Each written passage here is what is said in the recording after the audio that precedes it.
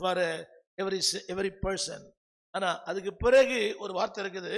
வார்த்தை கொஞ்ச நேரத்துனாங்க சத்தமா சொல்வீங்களா? ஹலோ, என்னங்க? வாழ்க்கை. திரும்ப சொல்லுகிறேன், ஆண்டவர் பிரச்சனை விடுதலை ஆக்குவதல்ல, பிரச்சனை மத்தியில் விடுதலை ஆக்குகிறார். You expect something but God knows everything. இந்த வார்த்தை அழகான வார்த்தை இல்ல? கொஞ்சம் ஆமென். கவனிங்க, தென்றல் இருக்கிறவர் புயல் காற்றுகளோடு கூட இருக்கிறார். மறந்துடாதீங்க. He is there. தென்றல் இருக்கும்போது கர்த்தர் நல்லவர். பாட்டெல்லாம் பாடுறோம், என் இயேசு நல்லவர், என்னை ஒருபோதும் கைவிடார். அதே தென்றலுக்கு பிறகு என்னங்க சொல்லுங்க, பக்கத்தில் சொல்லுங்க, கொஞ்ச நேரத்துக்குள்ளே சத்தமா இப்பவும் துதிங்க. அங்கிருந்து ஆண்டவர் இங்க இருக்கிறார். ஆமென். எங்கிருந்து ஆண்டவர்?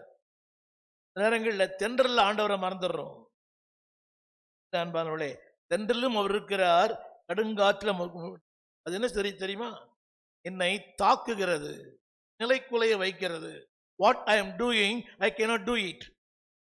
மோதும் போது கவனிங்க, அதாவது மோதுதல் என்றாலே அது சேதத்தை உண்டு பண்ணும். தெரியும் உங்களுக்கு?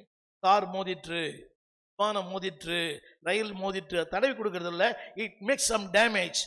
அது ஆவியிலும் உண்டு பண்ணுகிறது, ஆத்துமாவில் உண்டு பண்ணு, சரீரத்தில் உண்டு பண்ணுகிறது. ஆனால் எத்தனை மோதல் வந்தாலும் தூக்கி நிறுத்துகிறவர் கர்த்தர். ஆமென். தமிழின் போடுங்களேன். கவனிங்க, உங்களை தூக்கி நிறுத்துகிறார். எத்தனை மோதல் வந்தாலும்.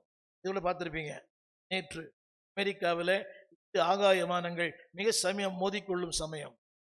ஆனால் அந்த விமானுடைய சாமர்த்தியத்தினாலே தப்பித்தது.